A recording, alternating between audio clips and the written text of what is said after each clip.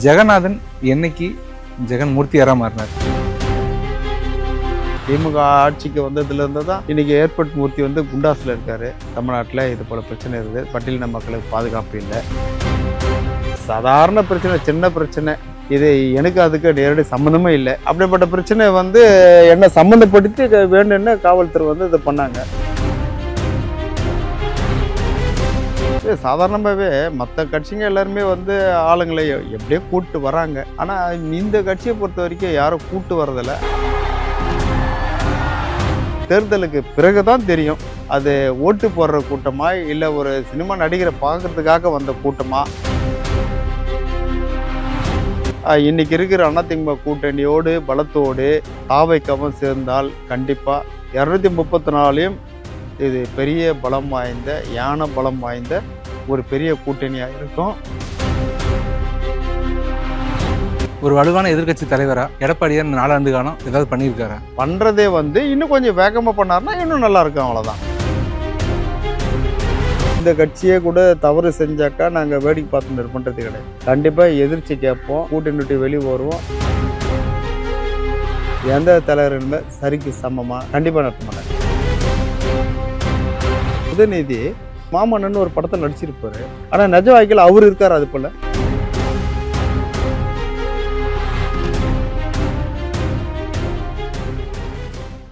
Sir, எங்களோட வாழ்த்துக்கள். 23வது ஆண்டு. எல்லாருக்கும் இருக்கிற ஒரு கேள்வி தான் எனக்கும் இருக்கு. ஜெகநாதன் என்னைக்கு ஜெகன் மூர்த்தியாரா மாறினார்?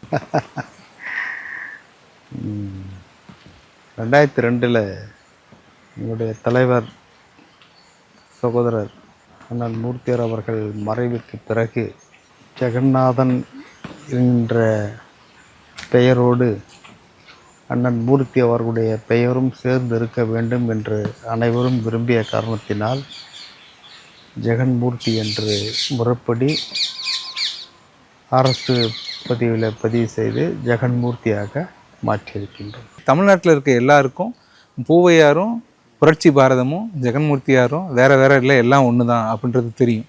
ஏன்னா அந்த அளவுக்கு ஒரு பெரிய ஒரு கட்டமைப்பை அவர் உருவாக்கி வச்சிருக்காரு. அதோட வழித்தொன்றில் தான் நீங்களும் இருந்திருக்கீங்க. ஆனால் இன்னைக்கு இருக்கிற ஜென்ரேஷனுக்கு புரட்சி பாரதம்ன்றது வேறு ஏதோ ஒரு சின்ன கட்சி, இது வெறும் பட்டியலின மக்களுக்கான மட்டுமே குரல் கொடுக்குறாங்க அப்படின்ற ஒரு குறுகிய பார்வை இருக்குது. ஆனால் அவர் முத ஆரம்பிக்கிறப்ப நீங்கள் கூடவே இருந்திருப்பீங்க. அப்போ உங்களுக்கு அதோட ஸ்ட்ரகிள் என்ன எல்லாமே உங்களுக்கு தெரிஞ்சிருக்கும். அதை பற்றி அவங்க எல்லாருக்கும் சொல்ல முடியுமா? அமைப்பு ஆரம்பிக்கிறப்ப வந்து அம்பேத்கர் மன்றம்னு சொல்லி தான் ஆரம்பித்தாங்க. அதுக்கப்புறம் ஸ்டெப் பை ஸ்டெப்பாக பேர் மாறிட்டே வந்தது. மக்கள் நல மன்றம், அம்பேத்கர் மக்கள் விடுதலை முன்னணி, ஏபிஎல்எஃப்.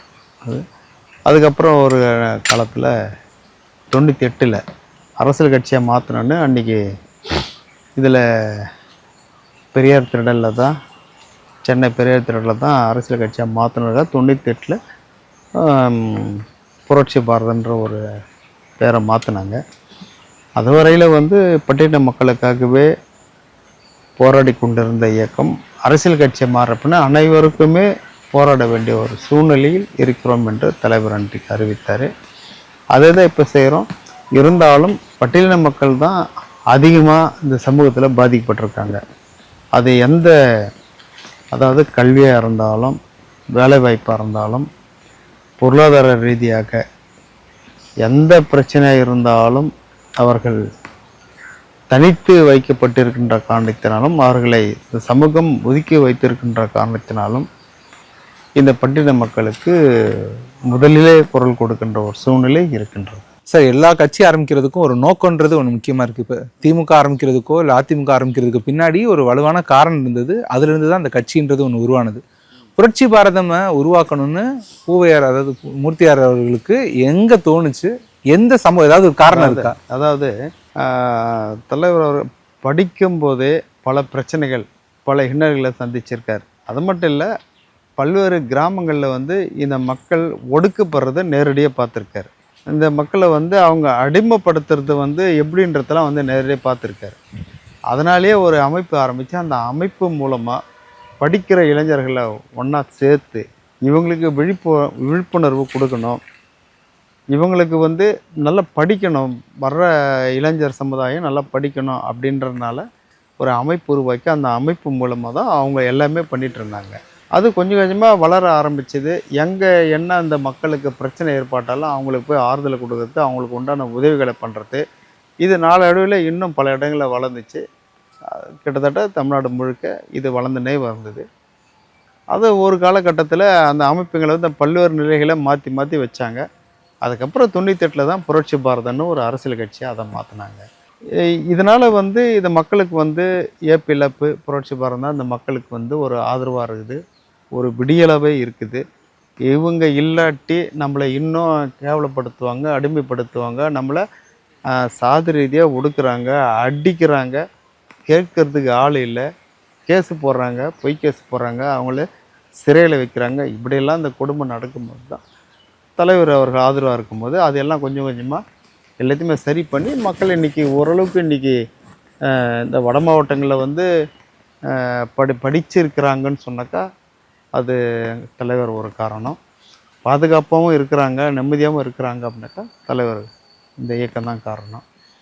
இதுக்கு பிறகு இப்போது புது புது இயக்கங்களாக வந்திருக்கலாம், ஆனால் ஆரம்பத்தில் எந்த இயக்கமும் கிடையாது. அன்றைக்கி ஏபிஎல்எஃப் தான், ஏபிஎல்எஃப் பிறகு அதுக்கப்புறம் புரட்சி பாரதம். இந்த கட்சி தான் இருந்ததை தவிர வேற எல்லாம் இப்போ வந்திருக்கலாம், சும்மா நாங்கள் இதை பண்ணுறோம் அதை பண்ணுறோன்னு சொல்லியிருக்கலாம். ஆனால் முழுமையாக இதை மக்களுக்கு ஒட்டுமொத்தமாக ஆதரவு கொடுக்குறதும், அவங்களுக்கு பாதுகாப்பு கொடுக்குறதும், அவங்களுடைய மக்களுடைய வளர்ச்சிக்கு பாடுபடுறதும் இப்போ இருக்கிற புரட்சி பாரதம் தான். ஜாதி ரீதியாக ஒருத்தர் அணுகுவாங்க, கட்சி தொடங்குறப்பையும் ஜாதி ரீதியாக தான் உங்களை அணுகியிருப்பாங்க. அந்த காலகட்டத்திலேயே ஒரு எம்பி எலெக்ஷனுக்கு நிற்கின்ற ஒரு துணிவு அவருக்கு எப்படி வந்தது? 60,000 ஓட்டு கிட்ட வாங்கியிருக்காரு. 66,000 ஓட்டு வாங்கியிருக்காரு. ஆமாம், 66,000 ஓட்டு வாங்கினாரு. அதில் வந்து ஒரு 32,000 ஓட்டு வந்து செல்லாத ஓட்டை போச்சு. தலைவர் நிற்கிற சிம்பிளுக்கு குத்துறாங்க, மடிக்கும்போது அதில் கொஞ்சம் பக்கத்து இதில் சிம்பிளில் பட்டுதுனால அது செல்லாத ஓட்டாக மாறிச்சு. இல்லாட்டி அன்றைக்கே 1,00,000 ஓட்டு வாங்கியிருப்பாங்க. இல்லை, இப்போ அந்த டைம்லேயே ஒருத்தர் இப்படி வராரு, இவ்வளோ ஓட்டு வாங்கியிருக்காருன்றப்ப அப்போ இருக்க பிரதான கட்சிகளாக, இப்போ காங்கிரஸாக இருக்கலாம், திமுக இருந்திருக்கலாம், அவங்க யாராவது வந்து உங்கள்கிட்ட பேசியிருப்பாங்கல்ல, இந்த மாதிரி எங்கள் கட்சிக்கு ஆதரவு கொடுக்குறீங்களா, இல்லை எங்கள் கட்சியில் சேர்ந்து? இல்லை, எல்லா கட்சி தான் பேசியிருக்கிறாங்க, தலைவர் இருக்கிற வரைக்கும் பேசியிருந்தாங்க. அதுக்கப்புறம் நான் ஏற்பட்ட பிறகு 2002க்கு பிறகு என்கிட்ட நிறைய பேர் பேசியிருக்கிறாங்க. அந்த காலகட்டத்தில் வந்து அப்போது நான் 2002க்கு பிறகு 2004 வந்து திமுகலேருந்து அப்ரோச் பண்ணதுனால திமுக அன்றைக்கி 2004 பாராளுமன்ற தேர்தல் நடந்தது.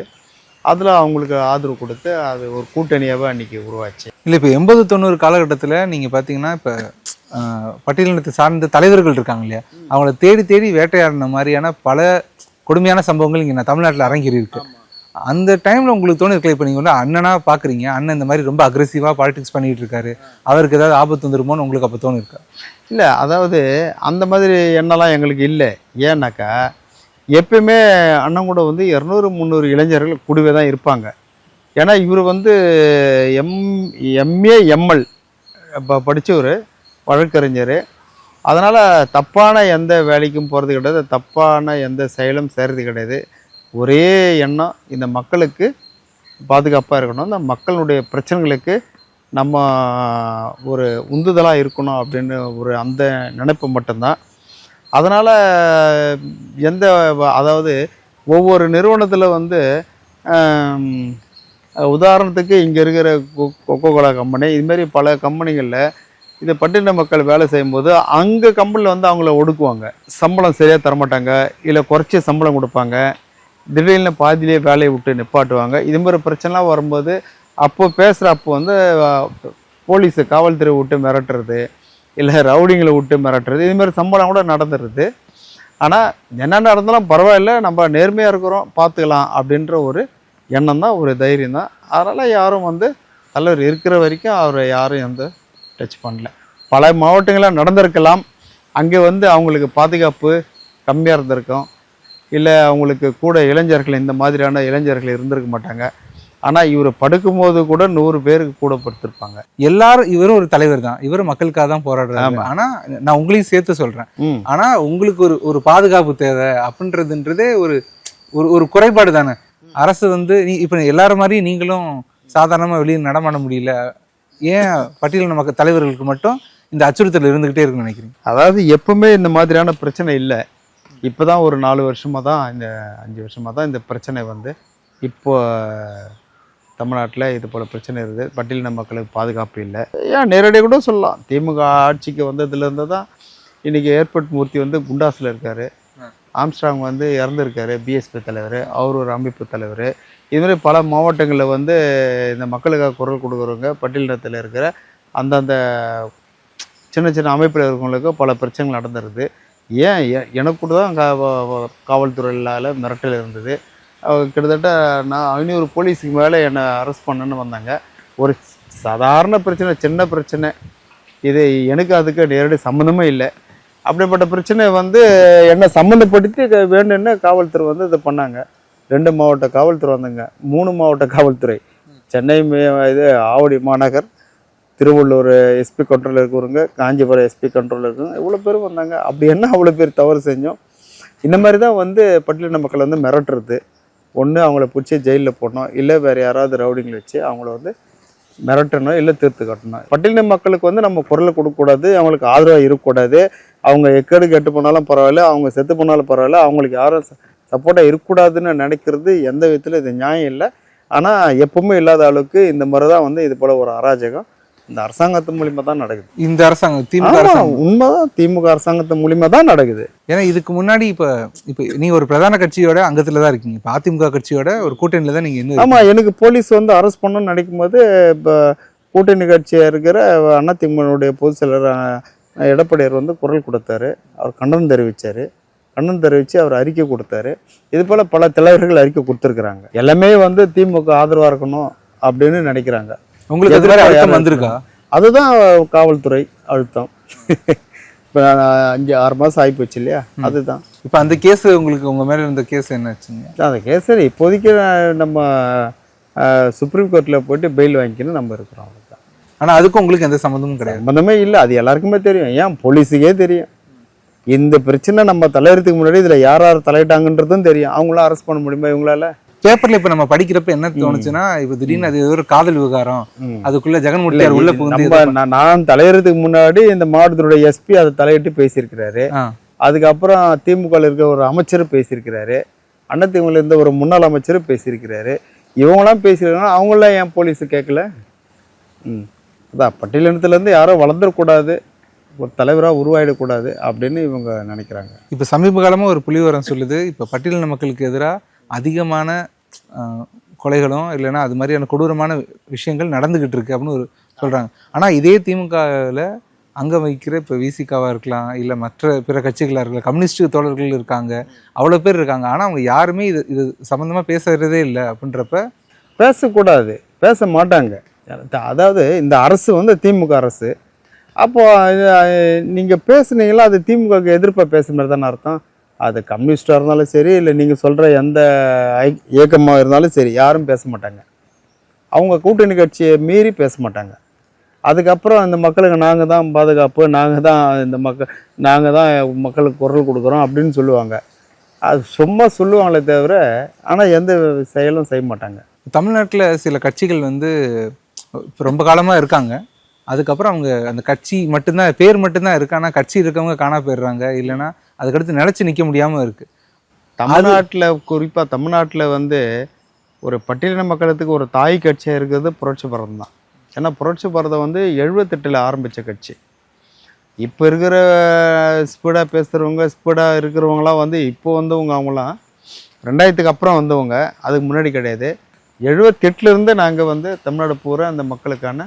என்னோட கேள்வி என்னன்னா, அதை சார்ந்தே கேட்குறேன். இப்போ என்னன்னா, நீங்கள் வந்து 78லேருந்தே இருக்கீங்க, கிட்டத்தட்ட 47 வருஷத்துக்கு மேலே கட்சி இருக்கு. ஆமாம். ஆனால் அந்த டைமில் நீங்கள் தமிழ்நாட்டில் இருக்க பல மாவட்டங்களில் போட்டிட்டு இருக்கீங்க. ஆனால் இன்னைக்கு புரட்சி பாரதம் போட்டிடுறதும் பார்த்தீங்கன்னா அதிமுகவோட சின்னத்தில் தான் போட்டிடுது. வாஸ்தவம் தான், உண்மைதான், இல்லைன்னு சொல்லலை. இப்போ தனியாக நாங்கள் மட்டுமே நாங்கள் மட்டும் இல்லைங்க, அது அதிமுகவோட, திமுகவோட, காங்கிரஸோட, பிஜேபியோட இருக்கிற கம்யூனிஸ்ட் எந்த கட்சியாக இருந்தால் தனியாக நின்னாங்களா அவங்க ஜெயிப்பாங்களா? ஜெயிச்சிட முடியுமா? இன்றைக்கி 15 கட்சி வச்சுக்கிறாங்க திமுகவில் கூட்டணி. 15 கட்சி வச்சுன்னு மற்றவங்களுக்கு சவால் விட்டுனுக்கிறாங்க. தனியாக நின்னாங்கன்னா அவங்க ஜெயிக்கிறாங்களா இல்லை என்னன்றது அப்புறம் தெரிஞ்சிடும் இல்லையா? இது போல தான். அப்போது நாங்கள் புரட்சி பாரதம் நாங்கள் மட்டும் தனியாக நின்று எப்படி ஜெயிக்கணும்? நீங்கள் தனியாக நிற்கணும் இல்லை, இல்லை உங்களோட சின்னன்றது ஒன்று. அதாவது அதையும் சொல்கிறேன் பாருங்க.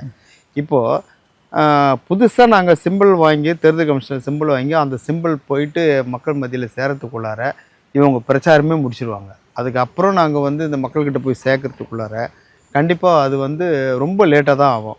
அதனால் ரொம்ப மக்கள் மத்தியில் ரொம்ப அறியப்பட்ட சின்னமாக இருக்குது. இப்போ ரொம்ப ஃபேமஸாக இருக்கிற சின்னம் இந்த ரெட்டை சின்னத்தினால அந்த சின்னத்திலே நின்று இருக்கிறோம். இப்ப நீங்க ரெட்டலையில் நிக்கிறீங்க, நீங்க திமுகவுல அங்க வச்சிருக்கீங்க, அதிமுகவிலே இருக்கீங்க. அப்ப உங்களுக்கு ஒரு வேறுபாடு தெரியல. இப்ப 2006ல நீங்க இருந்ததுக்கும் 2021ல நீங்க நிக்கிறப்பையும் உங்களுக்கு ஒரு அந்த தலைவர்கள் மாற்றம் தெரியுதா? ஏன்னா அப்ப நீங்க இருந்தப்ப ஜெயலலிதாவும் கருணாநிதி இருந்துட்டேன், இங்க 2021 இருக்கிறப்ப எடப்பாடியும் அது ஸ்டாலினும் இருந்துட்டேன். அப்ப உங்களுக்கு ஒரு தோணு இருக்கும்ல, இப்ப நம்ம எந்த பக்கம் போலாம், அதாவது எந்த பக்கம் போலாம்ல. அதிமுக பொறுத்த வரைக்கும் எந்த விதமான பிரச்சனையும் இல்லை. சட்டமன்றத்தில் எதுனா பேசணும்னு சொன்னால் கூட நம்மளை ஃப்ரீயாக தான் பேச விட்றாங்க. நீங்கள் உங்களுடைய கருத்து நீங்கள் என்ன வேணாலும் பேசுங்க. உங்கள் கட்சி பற்றியோ இந்த மக்கள் பற்றியோ ஒடுக்கப்பட்ட மக்கள் பற்றியோ தமிழ்நாட்டு மக்கள் பற்றியோ என்ன ஒரு நல்ல விஷயம் பேசுங்க. போன ஆட்சியில் வந்து இந்த அரசு வந்து என்னென்ன சாதனைலாம் பண்ணியிருக்குதோ அதெல்லாம் கூட எடுத்து சொல்லுங்கள். அது ரொம்ப ஃப்ரீடம் தான், நம்ம எந்த கட்டுப்பாடும் கிடையாது. பேசக்கூடாதுன்னு சொல்கிறதில்ல. எப்போல்லாம் வந்து நம்ம பேசணும்னு நினைக்கிறோமோ அது கொரோனா கிட்ட சொல்கிறோமோ உடனே பேசுங்க அப்படின்னு சொல்லுவார். அதனால் எந்த நம்மளுக்கு பாதிப்பும் இல்லை. அதுமாரி எந்த கட்சியும் இல்லை. ஏன் லாஸ்ட் டைம் திமுக ரிசல்ட் கூட நம்ம ஒவ்வொரு முறை கேட்டதாக பண்ணால் அதுவும் நிறைய டைமில் நம்மளுக்கு வாய்ப்பு இருக்காது. ஆனால் இப்போ அந்த மாதிரி பிரச்சனைலாம் இல்லை. நம்ம இந்த வர்ற வந்து அதை கவர்னர் உரையாக இருந்தாலும் இல்லை வேறு ஏதாவது இப்போ நடக்கிற துறைங்களை ஏதாவது பேசுனாலும் தாராளமாக நம்மளுக்கு எல்லா வாய்ப்பும் கொடுக்குறாங்க. அதனால் பிரச்சனையே இல்லை. இப்போ தமிழ்நாட்டில் ஒரு பெரிய பிரதான கட்சின்றது திமுக, அதிமுக தாண்டி இப்போ வந்து டிவிகே, அதாவது தமிழக வெற்றி கழகம் அப்படின்னு விஜயோட கட்சி ஆரம்பித்து வந்திருக்காரு. இந்த கட்சி ஆரம்பிக்கிறப்ப இதுக்கு பின்புலமாக நிறைய இளைஞர் கூட்டம் தான் போகிறதா பார்க்குறோம், நம்மளும் பார்த்துட்டு தான் இருக்கோம். உங்களுக்கு இப்போ அவர் உள்ளே வரனால ஏதாவது இந்த அரசியலில் ஏதாவது பெரிய தாக்கத்தை ஏற்படுத்துன்னு நினைக்கிறீங்களா? இல்லை, கண்டிப்பாக வாய்ப்பு இருக்குது. தாக்கத்தை ஏற்படுத்தும் அப்படிங்கிற தாக்கம் கண்டிப்பாக எல்லோரும் மத்தியிலும் இருக்குது. இது சாதாரணமாகவே மற்ற கட்சிங்க எல்லாருமே வந்து ஆளுங்களை எப்படியோ கூப்பிட்டு வராங்க. ஆனால் இந்த கட்சியை பொறுத்த வரைக்கும் யாரும் கூப்பிட்டு வர்றதில்ல, அவங்க தானாக தான் வராங்க. அது எல்லாருக்குமே தெரியுது. கூட்டம் வந்து நிர்ணயிக்க முடியல அவங்களால. அதாவது என்ன அதிகபட்சத்தில் ஒரு 5000 பேர் வருவாங்க, 10,000 பேர் வருவாங்கன்னு முடிவு பண்ண முடியல. ஏன்னா தாவைக்கல அந்த அளவுக்கு வந்து அவர் ஒரு நடிகராக இருந்த காரணத்தினால ரசிகருங்க அவருக்கு அதிகம். அந்த ரசிகர்கள் மட்டும் இல்லாமல் இப்போ ஒரு அரசியல் கட்சியாக உருவாக்குறதுனால சரி புதுசாக இவர் ஏதாவது செய்வார் அப்படின்ற ஒரு எண்ணத்தில் நோக்கத்தில் இவ்வளோ பேர் திரள்றாங்க. ஆனால் தேர்தலுக்கு பிறகு தான் தெரியும் இவர் அதாவது வந்த கூட்டம்லாம் வந்து அது ஓட்டு போடுற கூட்டமா இல்லை ஒரு சினிமா நடிகரை பார்க்கறதுக்காக வந்த கூட்டமா அப்படின்றது வந்து தேர்தலுக்கு பிறகு தான் தெரியும். இல்லை இப்போ அவரோட ஏன்னா அவர் இன்னும் தேர்தலை வந்து இன்னும் சந்திக்கலை. இப்போ 26 சட்டமன்ற தேர்தலை ஃபஸ்ட்டு முறையாக சந்திக்க போகிறாரு. அதுக்கு பிறகு தான் தெரியும் அவர் எவ்வளோ ஓட்டு வாங்குறாரு, அப்போ அந்த கட்சி எவ்வளோ பலத்தில் இருக்குது, அடுத்த தேர்தலுக்கு எவ்வளோ ஓட்டு வாங்குவார், இப்போ வாங்கின ஓட்டுக்கு அப்போ தான் மக்கள் வந்து யோசிப்பாங்க. இப்போ அவரோட நடவடிக்கை நீங்கள் பார்த்துட்டு இருப்பீங்களே, இப்போ அவர் கட்சி ஆரம்பித்து அவருக்கு கிட்டத்தட்ட 2 வருடம் ஆயிடுச்சு. ஆமாம். அவர் வந்து ஒரு சினிமா ஸ்டாராகவே இருக்காரா இல்லை மக்களுக்குள்ளே இறங்கி ஏதாவது அவங்களோட பிரச்சனை? சினிமா ஸ்டார்லேருந்து இப்போ இறங்கி மக்களுக்கு ஏதாவது செய்யணுன்னு ஒரு எண்ணம் இருக்குது. அதாவது நிறைய கட்சி உருவாக்கணுங்க நிறைய பேர் வந்து சினிமாவில் மார்க்கெட்டு போன பிறகு தான் அரசியலுக்கு வருவாங்க, கட்சி ஆரம்பிப்பாங்க, இது பண்ணணும்னு நினைப்பாங்க. ஆனால் இவர் பொறுத்த வரைக்கும் இப்போ நல்லா உச்சத்தில் தான் இருக்கிறார். இவர் மார்க்கெட்டு இன்னும் அதிகமாக தான் இருக்குது, சூடு பிடிக்குது. ஆனால் அந்த மாதிரி நேரத்திலே வந்து அவர் அதை விட்டுட்டு இந்த மக்களுக்கு ஏதாவது செய்யணும்னு அரசியலுக்கு வந்தது உண்மையே அவருடைய துணிச்சலை நம்ம பாராட்டணும். அது போல் வந்தது. அதனால் உண்மையாகவே அவருக்கு இருக்கிற எண்ணம் வந்து நம்ம ஏதாவது செய்யணும். அதாவது நம்ம இருக்கும்போது இந்த மக்களுக்கு செய்யணும். பின்னாடி இன்றைக்கி எப்படி எம்ஜிஆர் பற்றி அம்மா பற்றிலாம் புகழ்ந்து பேசுகிறாங்களோ அதுபோல் நாளைக்கு அந்த மாதிரியான ஒரு பேர் தமிழக மக்கள் மத்தியில் இருக்கணுன்ற மாதிரி அவர் நினைக்கிறாரு. அதனால தான் அரசியலுக்கு வந்திருக்கிறாரு. ஆனால் மக்கள் என்ன சொல்லுவாங்கன்றது இன்னும் தெரியல. 26 தேர்தலுக்கு பிறகு தான் தெரியும். உங்களுக்கு இப்போ ஏதாவது உங்களுக்கு தோணி இருக்கும்ல, இப்போ விஜய் வந்து ஒரு ஏடிஎம்கே அலையன்ஸுக்குள்ளே வந்திருந்தா இந்த கணக்கீடெல்லாம் மாறும்? அதாவது அது உண்மைதான். அதாவது அதிமுகவுக்கு இப்போதைக்கு கூட்டணி கம்மியாக இருந்தாலும் இப்போ தாவைக்க வந்ததானாக்கா உண்மையாகவே ஒரு பெரிய பலம், யானை பலம் வந்தனா, அதாவது எனக்கு தெரிஞ்சது டோட்டலாகவே எல்லா சீட்டுமே பிடிப்பாங்க. அவர் தாராளமாக பிடிப்பாங்க. ஏன்னா எத்தனை முறை திமுக வந்து எதிர்கட்சி வாய்ப்பு கூட எழுந்திருக்கிறாங்க, இல்லாமல் வந்துருக்கிறாங்க. ஏன் ஒரு சீட்டு 2 சீட்டு கூட ஜெயிச்சிருக்கிறாங்க. அந்த அளவுக்கு 234ல் 2 தொகுதி தான் ஜெயிச்சிருக்கிறாங்க. 232 வந்து எதிர்கட்சி தான் ஜெயிச்சிருக்குது. அதாவது அன்னைக்கு காலகட்டத்தில் நான் அன்னைக்கு காலகட்டத்தில் அந்த மாதிரிலாம் கூட இருந்திருக்குது. அதனால் அந்த மாதிரி கூட வாய்ப்பு இருக்குது. அது போல் கூட வர்றதுக்கு 234லையும் இன்றைக்கி இருக்கிற அதிமுக கூட்டணியோடு பலத்தோடு தாவைக்கவும் சேர்ந்தால் கண்டிப்பாக இது பெரிய பலம் வாய்ந்த யானை பலம் வாய்ந்த ஒரு பெரிய கூட்டணியாக இருக்கும். அதாவது கட்சிகளுடைய எண்ணிக்கை கம்மியாக இருந்தாலும் தொண்டர்களுடைய எண்ணிக்கை அது அதிகம். அதனால் 100% ஜெயிக்கிறதுக்கான வாய்ப்பு இருக்குது. இவங்க தான் எடப்பாடியாருடைய தலைமையில் தான் ஆட்சி அமையும். ஆனால் கூட்டணி ஆட்சின்னு சொல்கிறாங்க. அந்த மாதிரி வந்தால் கண்டிப்பாக அவர் தாவைக்காரனுடைய தலைவர் வந்து துணை முதல்வராக இருக்கிறதுக்கும் வாய்ப்பு இருக்குது. ஆனால் அது வந்து அவங்க தான் பரிசீலனை செய்யணும். ஏன்னா தமிழ்நாட்டில் வந்து ஒரு நல்ல ஆட்சியை கொடுக்கணும், நம்ம ஒரு மாற்றத்தை உருவாக்கணும்னு சொன்னாக்கா அது அவர் தான் முறையாக பரிசீலனை செய்யணும். அதிமுக கூட கூட்டணி வச்சாக்கா நல்லா தான் இருக்கும். ஒரு வலுவான எதிர்க்கட்சி தலைவராக எடப்பாடியார் இந்த 4 ஆண்டு காலம் ஏதாவது பண்ணியிருக்காரா? ஏன்னா இந்த கேள்வி எல்லார்ட்டையுமே எழுதுது. அதுவும் கரெக்டாக இந்த எலெக்ஷன் வரப்போகிற இந்த டைமில் மட்டும்தான் அவர் ரொம்ப வேகமாக அக்ரெசிவாக வேலை செய்கிற மாதிரி தெரியுது. ஆனால் மற்ற நேரங்களில் அவர் எதுவுமே செய்யலை. கட்சியோட உட்கட்சி பிரச்சனையை சமாளிக்கவே ஒரு நேரம் சரியாக இருக்குது அப்படின்ற மாதிரி எல்லாரும் பேசிக்கிட்டு இருக்காங்க. இந்த குற்றச்சாட்டுக்கு நீங்கள் என்ன சொல்கிறீங்க? மற்ற கட்சிகளில் இந்த பிரச்சனை இருக்குதா இல்லையா தெரியல. இப்போது அதிமுகவில் வந்து இந்த பிரச்சனை இருக்குதுன்னாக்கா உட்கட்சி பிரச்சனைனாக்கா இப்போ உட்கட்சி பிரச்சனை என்னான்னு தெரியல. ஏன்னா அதிமுகலேருந்து பிரிஞ்சு வெளியே போனவங்க வந்து அதாவது அவர் டிடிவி போனார். அவர் கட்சி ஆரம்பித்து தேர்தலே சந்திச்சிட்டாரு. தனியாக ஒரு கட்சி ஆரம்பித்து தேர்தலே சந்திச்சிட்டாரு தனியாகவே. அதுக்கப்புறம் இன்னும் பிரிஞ்சு போனாரு அப்படின்னு சொன்னாக்க ஓபிஎஸ் இல்லை இருங்க, ஓபிஎஸ் போனாரு. செங்கோட்டையன் வந்து இப்போதான் போனாரு. ஓபிஎஸ் போனாரு. அவரும் ஒரு அமைப்பு வச்சிருக்காரு. அவரும் ஒரு அமைப்பு வச்சுன்னா அந்த அமைப்பு மூலியமா தான் செயல்பட்டு இருக்காரு. இந்த இடத்துல என்ன இப்போ போனது நடக்க இவர் ஆனா செங்கோட்டையன் தான் போனாரு. 50 வருஷமா கட்சியில இருக்கிற ஒரு பெரிய அடையாளமா இருந்த செங்கோட்டையன் வந்து இப்ப ஆரம்பிச்ச ஒரு தாவிக்காக்கு போறதுன்றது எடப்பாடியாருக்கு ஒரு பின்னடைவு இல்லையா? அவரு போன பிறகு இன்னும் நிறைய பேர் வந்து அதிமுக சேர்ந்துருக்கிறாங்கன்ற மாதிரி சொல்றாங்க. அவருடைய சொந்த அண்ணன் பையனை வந்து திமுகவில் இருந்தாரு. ஆனால் இப்போ இவர் வந்து அதிமுக வெளியே வந்த உடனே அவரு திமுகலேருந்து வெளியே வந்து அதிமுக சேர்ந்துருக்காரு அப்படின்ற மாதிரி நம்ம ஊடகலாம் கூட பார்த்துருக்குறோம். அதுபோல் ஒருத்தர் போனால் ஒருத்தர் வரப்போகிறாங்க. ஆனால் இருந்தாலும் அந்த தொகுதி ஒன்றா அவர் கண்ட்ரோலில் வச்சுருந்துருக்கலாம். அந்த தொகுதி ஒன்றா போகிறதுக்கு வாய்ப்பு இருக்குது. மற்றபடி எல்லா தொகுதியுமே போயிடும்னு நம்ம சொல்ல முடியாது. அந்த இடத்துல சொல்ல முடியாது. அதுதான், அதாவது பலம்தான். எதிர்கட்சி தலைவரை ஆளுமை செலுத்தி இருக்காரா இந்த 4 ஆண்டு காலத்தில்? சட்டமன்றத்தில் என்ன பேசணுமோ எதிர்கட்சி தலைவராக அது சரியாக ஒரு வேலையை பார்த்துருக்காரு.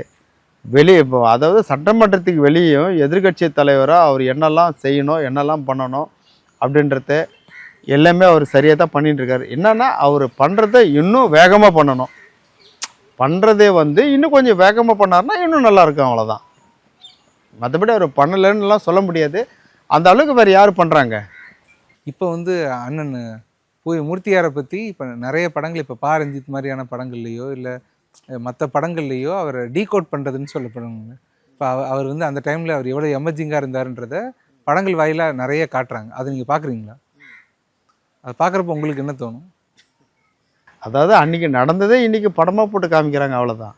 இன்னைக்கு எல்லாருமே 90s கிட்ஸ் 2K கிட்ஸ்ன்ற மாதிரி ஒரு டைம்ல பேசிட்டு இருக்கப்ப 90 காலகட்டம் உண்மையிலேயே சந்தோஷமான காலகட்டம் நீங்க நினைக்கிறீங்க? சந்தோஷமான காலகட்டம் தான். ஆனா அந்த டைம்ல எதுவுமே அரசியல் ரீதியாவோ இல்லைன்னா ஒரு பெரிய சாதி ரீதியான கொடுமைகள் நிறைய நடக்கலன்னு நினைக்கிறீங்களா? ஏன்னா நான் வந்து 90களில் வளர்ந்தவனால எனக்கு நல்லா தெரியும். அது தென் மாவட்டங்கள் குறிப்பா ஏகப்பட்ட சாதி மோதல்கள் நடந்தது. தென் மாவட்டங்கள்ல எப்பவுமே நடந்துட்டு. அதாவது 90ல் எந்த வருஷமா இருந்தாலும் அதாவது ஊடக வெளிச்சம் அதிகமா இல்லாம கவனிக்க ஊடகம் இல்லாதனால வெளியில தெரியல. இன்னைக்கு வந்து ஊடகம் அதிகமா இருக்கிறதுனால இன்னைக்கு உடனே வெளியே தெரியுது. அதாவது முதலமைச்சர் இவர் அண்ணாதுரை இருந்த காலத்திலிருந்து இப்போ நடந்துடுறது. அது எப்படின்னு பாருங்க, 69லிருந்து நடந்து தான் இருக்குது. கீழ் வெண்மணியில் எப்படி நடந்தது? அவர் பீரியடில் தான் நடந்தது கீழ் வெண்மணி. இன்னும் வந்து வருஷம் அந்த நினைவஞ்சலி செலுத்தி தானே இருக்கிறாங்க எல்லாருமே. குறிப்பாக கம்யூனிஸ்ட்டு தான் அது வந்து அவங்களுக்கு மட்டுமே சொந்தம்னு அவங்க பண்ணிட்டு இருப்பாங்க. அது எல்லாருமே பண்ணுறாங்க. அதுக்கு பிறகு பாருங்கள், புதிய தமிழ் கட்சி அவர் அண்ணன் டாக்டர் அவர் கிருஷ்ணசாமி இருக்கிறப்போ அவர் இதே திமுக ஆட்சி தான். அன்றைக்கி தாமிரபரணி ஆற்றுல எவ்வளோ பேர் போய் செத்தாங்க, போலீஸை தடியடி நடத்தி எவ்வளோ பேர் ஓடுறாங்க, தண்ணியில் விழுந்தாங்க. இல்லை இது போல் நான் அதாவது அப்போ தான் இந்த 90s மட்டும் கிடையாது, அப்போதுல இருந்து தமிழ்நாட்டில் இது நடந்துன்னு தான் இருக்குது. என்னன்னா நிறைய விஷயம் வெளியே தெரியாமல் இருந்தது, இப்போ வந்து உடனுக்குடன் வெளியே தெரியுது, அவ்வளவுதான். இப்ப திமுக அதிமுக ஆட்சி காலத்துல தான் இது பெரும்பாலும் நடந்திருக்கு. நான் சொல்றது காங்கிரஸ் காலத்துல இருந்து இது நடந்துகிட்டு தான் இருக்கு. ஆனா இதுக்கெல்லாம் எதிர்த்து குரல் கொடுக்கறதுக்கு தான் ஒரு பட்டியலினத்தை சேர்ந்தவங்களோ இல்லைன்னா ஒரு ஒடுக்கப்பட்ட சமுதாயத்துல இருந்து இருக்கவங்களோ ஒரு கட்சி ஆரம்பிச்சு நாங்க வந்து இவங்களுக்காக இருக்கோம் அப்படின்னு நம்ம வரோம். ஆனா ஒரு காலகட்டத்துல அவங்களும் அந்த பெரிய கட்சியோட ஐக்கியமாகறப்ப நீங்க எதுக்காக ஆரம்பிச்சீங்கன்ற அந்த இடம் டைலூட் ஆயிருது. இல்லை அதாவது நாங்கள் ஆரம்பிச்சது வந்து இது போல தான் வந்து, ஏன்னா ஒரு காலத்தில் முருகை என்றவர் நாகப்பட்டினத்தில் கொல்லப்பட்டார். தலித் தலைவராக இருந்து இந்த மக்களுக்கு குரல் கொடுத்தனால அவர் கொல்லப்பட்டார். இது போல் அந்த மாதிரி காலகட்டத்தில் தான் எங்கள் அமைப்பு உருவாச்சு. அமைப்பு அந்த காலகட்டத்தில் உருவாச்சு. அதே நேரத்தில் அப்போல்லாம் வந்து அடிமைதானன்றது வந்து ரொம்ப அதிகமாக இருந்தது. தாழ்த்தப்பட்ட மக்கள் வந்து பெரும்பாலும் யாரும் படிக்கிறது இல்லை. எல்லாம் அப்பவே வந்து அவங்க கூலி வேலைக்கு அப்படி விவசாய கூலி வேலை, இல்லை நகர்ப்புறம் இருக்கிறவங்களாம் வந்து இந்த கம்பெனிங்களுக்கு கூலி வேலை, இது போல் தான் போயிட்டு இருந்தாங்க. அதனால தான் வந்து இந்த தாழ்த்தப்பட்ட மக்கள் வந்து இந்த இளைஞர்கள் வந்து படிக்கணும் அப்படின்னு தான் இவர் எங்கள் தலைவர் கட்சி ஆரம்பித்தார், அமைப்பு ஆரம்பித்தார். இந்த மக்களுக்கு வந்து நம்ம ஒரு பாதுகாப்பு தரணும், இவங்களுக்கு வந்து விழிப்புணர்வு தரணும், முதல்ல இவங்க எல்லாம் படிக்கணும் அப்படின்னு. அதில் வந்து அவர் வெற்றி தான் கண்டிருக்கார். இன்றைக்கி இவ்வளோ தூரம் வந்து இன்றைக்கி வழக்கறிஞருங்க இவ்வளோ பேர் உருவாகியிருக்காங்கன்னாக்கா அது சொல்லுவாங்கள்ல, இவர் தான் எங்களுடைய ஹீரோன்னு சொல்லுவாங்க, மாடல்னு சொல்லுவாங்க, அவரை பார்த்து தான் நாங்கள் வந்தோன்னு சொல்லுவாங்க. அது போல் ஒரு வழக்கறிஞராக உருவாகிறதுக்கு அவர் அண்ணன் மூர்த்தி அண்ணன் தான். இல்லை அவர் அது காரணம், அந்த இடத்துல எந்த சந்தேகமும் இல்லை. ஆனால் என்ன அதுக்கெல்லாம் காரணம், ஆனால் கேள்வி கேட்கிற இடத்துல இப்ப நீங்க இருக்கீங்க அப்படின்னா அந்த இடத்துல யார் நிக்கிறான்னா இந்த பிரதான கட்சி, ரெண்டு கட்சி இருக்குல்ல, திமுக அதிமுகன்ற மாதிரி அவங்க தான் நிக்கிறாங்க. ஆனா அவங்க கிட்ட நீங்க போய் கேள்வி கேட்க முடியாத நிலையில நீங்க மாட்டிக்கிறீங்களா? இல்ல அப்படி கிடையாது. அதாவது மற்றவங்க ஒன்றா இருக்கலாம், நாங்கள் கூட்டணி இருக்கிறோன்றதுனால வந்து இந்த கட்சியே கூட தவறு செஞ்சாக்கா நாங்கள் வேடிக்கை பார்த்து பண்ணுறது கிடையாது. கண்டிப்பாக எதிர்த்து கேட்போம், எல்லாட்டையும் நாங்கள் கூட்டணி விட்டு வெளியே வருவோம். முதல்ல போராட்டம் நாங்கள் தான் பண்ணுவோம். அதனால் எங்கள் உரிமையை எந்த நேரத்தில் விட்டு, கூட்டணி வேறு கொள்கை வேறு, அதனால் எங்கள் கொள்கையிலிருந்து எப்பவுமே நாங்கள் பின்வாங்க மாட்டோம். அது அதிமுக இருந்தாலும் பிஜேபி எதுவாக இருந்தாலும் இந்த நாங்கள் கூட்டணி இருக்கிறோன்றதுக்காக நாங்கள் எல்லாத்தையும் சகச்சிக்கின்னு இருக்க மாட்டோம். இப்போ இருக்கிற மாதிரி, இப்போ திமுகவில் கூட்டணியில் இருக்கிறவங்க இருக்கிற மாதிரி நாங்கள் இருக்க மாட்டோம். அதை விட எங்களுக்கு முக்கியம் வர பதவியோ பட்டமோ எங்களுக்கு அது முக்கியம் இல்லை. இந்த மக்களுடைய பாதுகாப்பு, இந்த மக்களுடைய வளர்ச்சி தான் முக்கியம். அதுக்கு தான் நாங்கள் கட்சியை ஆரம்பிச்சிருக்குது. அதனால் கண்டிப்பாக நாங்கள் வெளியே வருவோம், அவங்க எதிர்ப்பாக நாங்கள் போராட்டம் பண்ணுவோம்.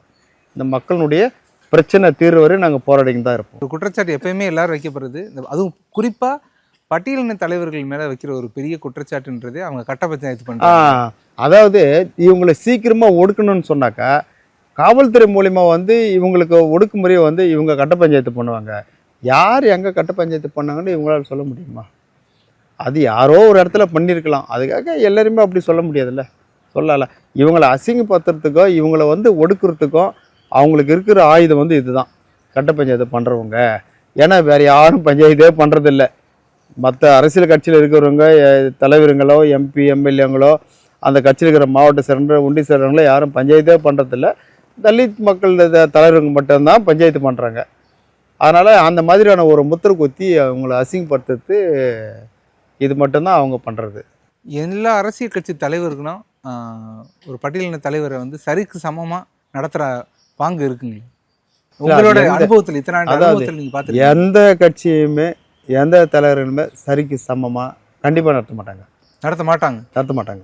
ஒரு தலைவராக நீங்களே இருக்குன்னா அது நல்லா இருக்குது, நீங்கள் பார்க்குறீங்க, அனுபவப்படுறீங்க. ஆமாம், இல்லைன்னு சொல்லலையே. யார் நடத்துகிறாங்க? ஒன்றும் இல்லை. இவர் இப்போ துணை முதல்வர் இருக்கிற அவர் உதயநிதி மாமன்னன் ஒரு படத்தில் நடிச்சிருப்பார். அவர் அந்த கேரக்டரே வந்து அதில் தான் மற்றவங்களுக்கு நிகராக இருக்கணும், சரி சமமாக இருக்கணும்னு அவர் படத்தில் அப்படி பண்ணியிருக்காரு. உண்மையாக அதை பாராட்டுறோம். ஆனால் நிஜ வாழ்க்கையில் அவர் இருக்கார் அது போல் மற்றவங்களுக்கு அந்த மரியாதை கொடுக்குறாரு இல்லைன்றீங்களா? அது எப்படி இருக்கும்? இல்லைன்னு தான் சொல்கிறோம். இல்ல அவர் கூட்டணியில் பல தலைவர்கள் இருக்காங்க. இருக்கிறாங்க. அது எங்களுக்கு ஏன் உங்களுக்கும் தெரியும், எங்களுக்கும் தெரியும், இந்த மக்களுக்கும் தெரியும். வாய்ப்பு இல்லை, அதில் 100% வாய்ப்பு இல்லை. அதெல்லாம் மூடி மறைக்கக்கூடாதுல்ல. உங்களுக்கு தெரியும், அதை நீங்கள் சொல்லாமல் இருக்கிறீங்க, சொல்லணும். அது எல்லாருக்குமே தெரியுமே. அதனால் அதில் வாய்ப்பே இல்லை. இதெல்லாம் மாறணும்னா என்ன பண்ணுங்க? இன்னும் ஸ்ட்ராங் ஆகணும். அதாவது பட்டியலின மக்களை வந்து ஒட்டுமொத்தமாக ஒன்றா திரட்டி எந்த அரசியல் கட்சிக்கு போகாமல் இந்த மாதிரி நாங்கள் வச்சுருக்கிற அமைப்புகளில் ஸ்ட்ராங்காக இருந்தாங்கன்னா கண்டிப்பாக மாறிடும். அப்போ எங்களுடைய ஆதரவு இல்லாமல் இவங்க ஜெயிக்க முடியாதுன்ற ஒரு சூழ்நிலை வரும்போது வேறு வழியில் மாறித்தான் ஆகணும்.